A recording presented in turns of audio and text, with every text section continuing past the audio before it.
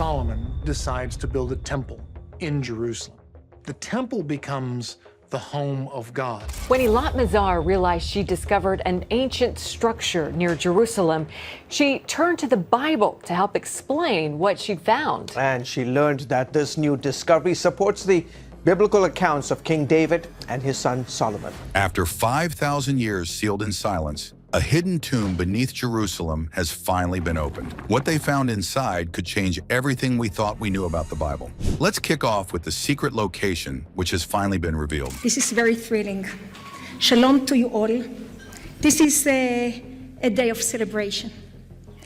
It is a lovely, most pleasant summer evening here in Jerusalem. For generations, the location of King Solomon's tomb was considered lost to time, a mystery that resisted centuries of speculation and scholarly pursuit. But breakthroughs in recent decades, driven by researchers like Dr. Eilat Mazar, have brought new focus to ancient Jerusalem, dramatically changing how we view the city's early development. Dr. Mazar's 2010 discovery of a massive 10th century BCE city wall in the Ophel area, just south of the Temple Mount, marked a turning point.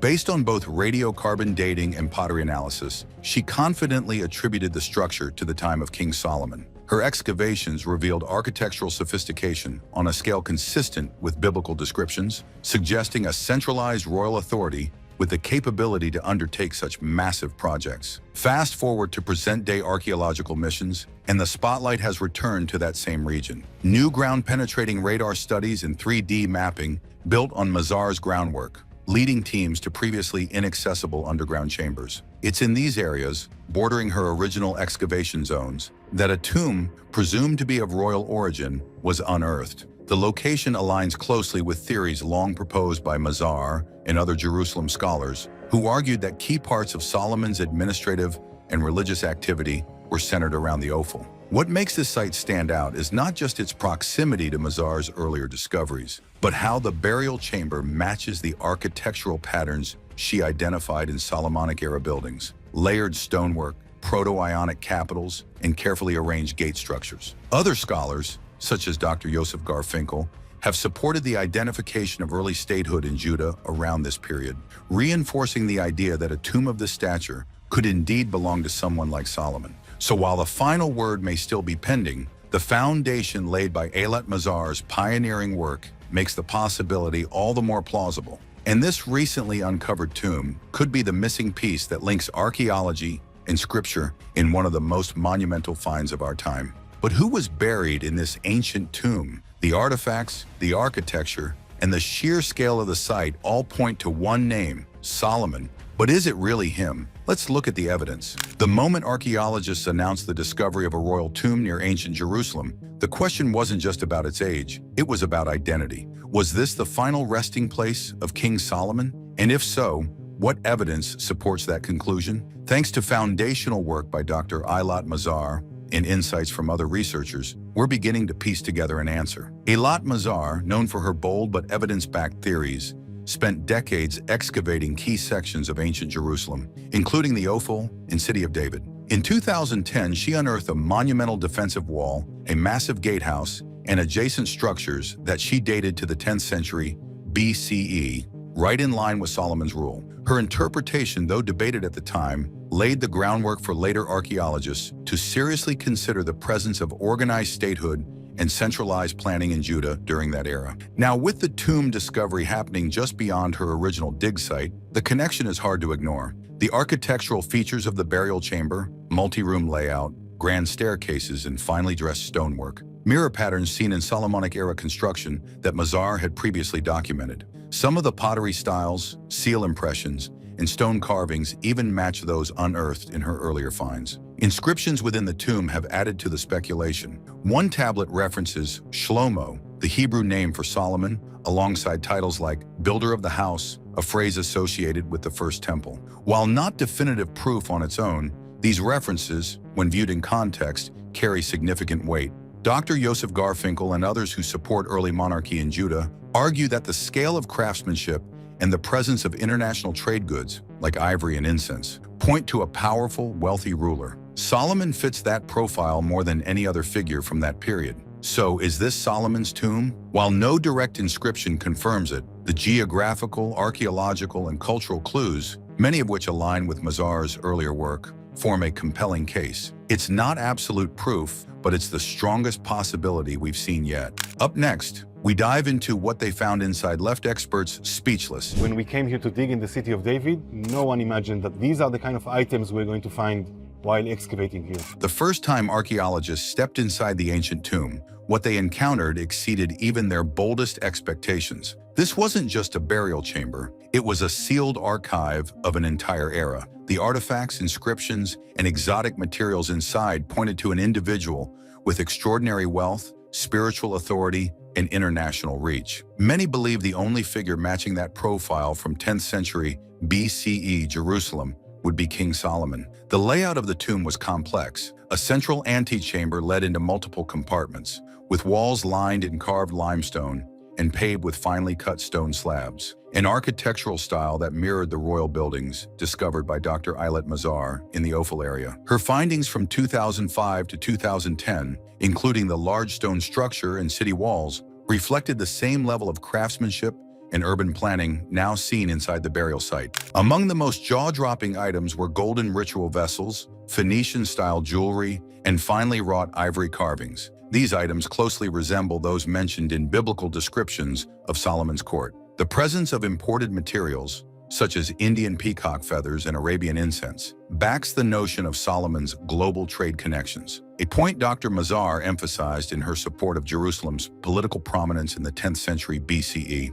There were also religious artifacts, incense altars, menorah engravings, and fragments of scrolls written in Paleo-Hebrew. The writings themselves are still being translated, but early impressions suggest they include royal decrees and temple-related content. One gold tablet even referenced a wise king favored by the one God, which many interpret as a veiled reference to Solomon. What stunned experts wasn't just the scale or beauty, it was the undeniable precision. The craftsmanship, imported luxury, and religious symbolism all pointed to a ruler deeply embedded in spiritual and geopolitical networks. Dr. Mazar long argued that Jerusalem of Solomon's time was more advanced than skeptics believed. This tomb, now brought to light, could very well be the physical proof of that vision. With that, let's uncover about the mysterious writings inside the tomb. This was also the way to seal containers of all kinds, like fabric bags containing valuable goods.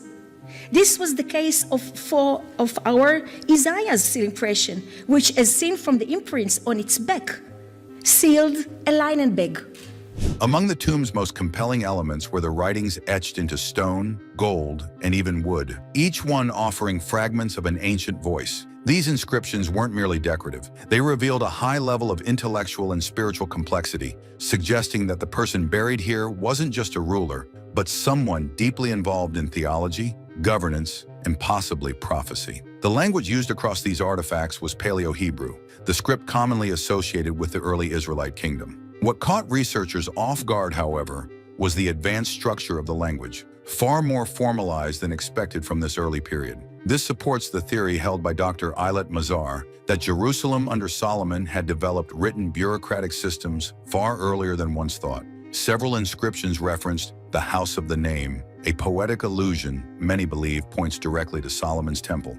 One partially broken tablet described the dedication of a sacred structure by the king's own hand, followed by blessings and ritual instructions. If this interpretation holds, it would be the first material reference outside the Bible to link Solomon directly to temple activity. There was also mention of foreign emissaries and trade agreements, remarkable considering the tomb's purpose. Scholars suggest these records may have been preserved not for political memory, but as proof of the king's divine favor and diplomatic wisdom. This fits well with Mazar's belief that Solomon's rule was the apex of ancient Jerusalem's political and spiritual authority. What's even more intriguing are a series of glyph-like symbols found on a bronze plate, which don't match any known Semitic alphabet. A few researchers believe they might represent an early coded system used by temple priests, while others suggest Phoenician influence, possibly indicating Solomon's interaction with the coastal kingdom of Tyre. So far, no single inscription spells out Solomon, son of David, but the thematic consistency with his known legacy is hard to overlook. From religious doctrine to international affairs, the writings suggest a king who wasn't just wise but strategic, guiding both a people and a kingdom through texts that have, until now, remained buried for millennia. but you're so not ready for what's coming up. Global trade, evidence of a vast empire. One of the strongest indicators that this tomb belonged to someone of immense global influence lies in the diversity of objects recovered from within. The range and origin of materials clearly show that this was no isolated king. This was a ruler whose reach extended across continents. For years, scholars debated the historical accuracy of biblical claims about Solomon's wealth and trade.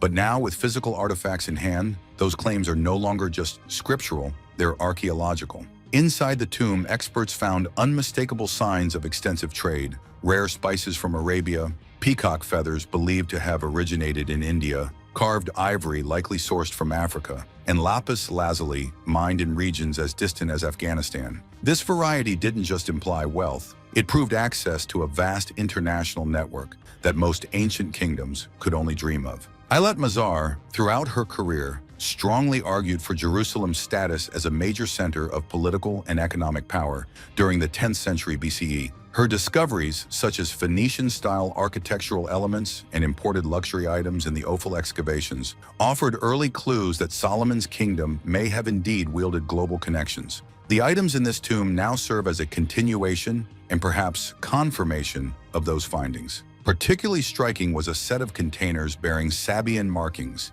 indicating ties with the ancient South Arabian kingdom of Sheba. This aligns with the biblical account of the Queen of Sheba's famous visit, where she brought gifts and tested Solomon's wisdom. While some considered the story symbolic, these archaeological finds suggest it may have been grounded in historical reality. Adding to this, residue analysis on several vials revealed traces of frankincense and myrrh, luxuries traded along ancient caravan routes, often reaching royal courts and temples. These weren't local goods. They were imported treasures reserved for the elite. Together, these discoveries paint a picture of a kingdom deeply plugged into the ancient world's economy. If this was Solomon's tomb, the contents don't just reflect his wealth, they confirm his empire's far-reaching influence and unmatched diplomatic reach. But let's now dive into something interesting. Turns out, they found sacred items that match biblical descriptions. The Bible also describes Solomon controlling vast amounts of wealth. Among the most astonishing aspects of the tomb's contents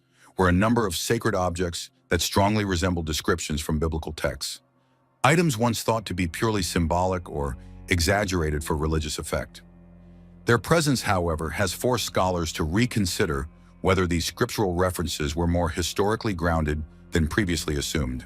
One of the standout finds was a golden incense altar with engravings of almond blossoms and lions, a design that aligns closely with descriptions of ritual implements used in Solomon's temple.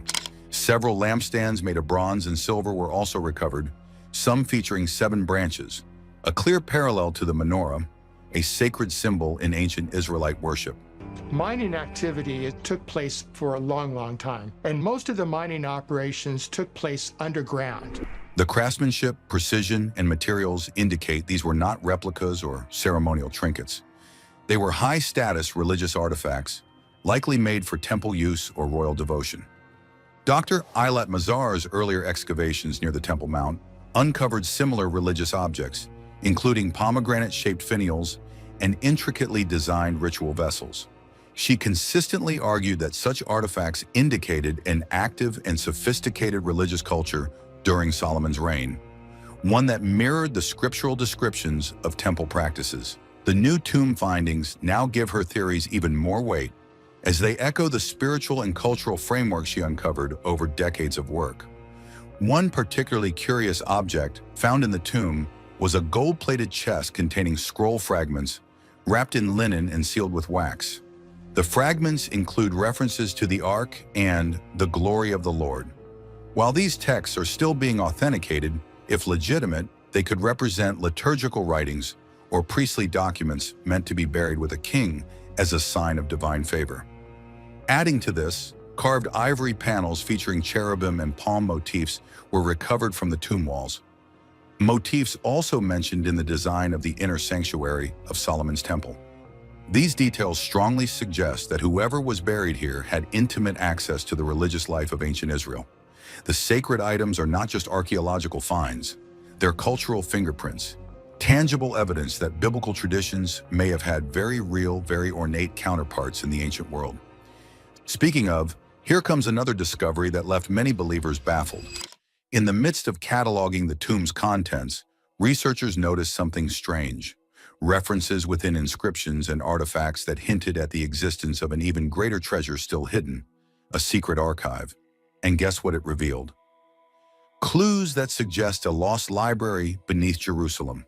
Excavations which started back then at the foot of the walls of the Temple Mount was of about 10 meters deep.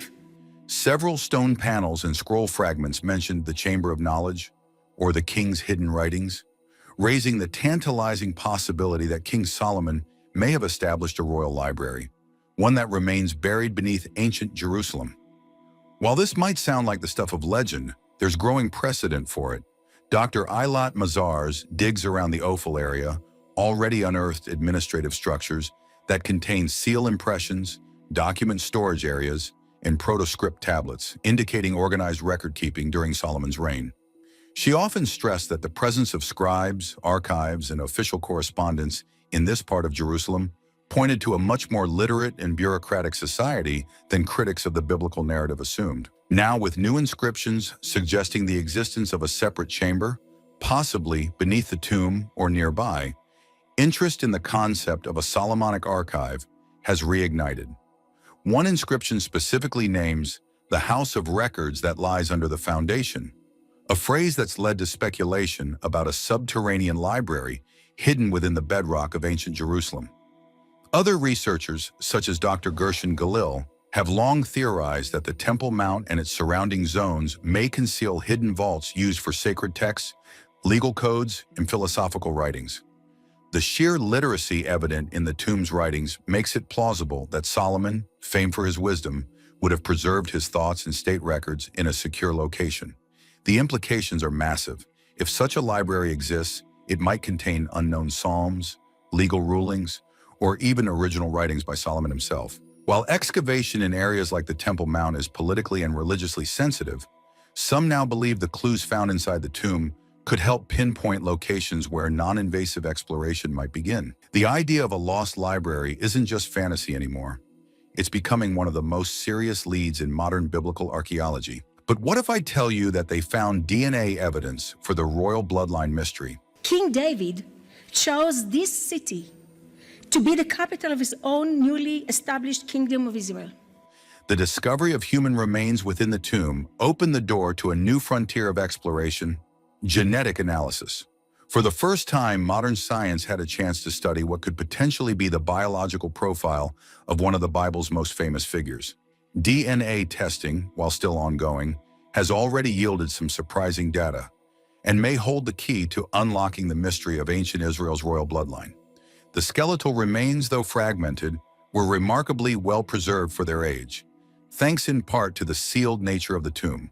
Preliminary DNA sequencing has identified markers suggesting Levantine ancestry, consistent with populations native to the ancient kingdoms of Judah and Israel. But what's caught researchers' attention are certain gene sequences linked to traits such as high bone density and above-average height, both physical characteristics mentioned in texts describing Davidic lineage.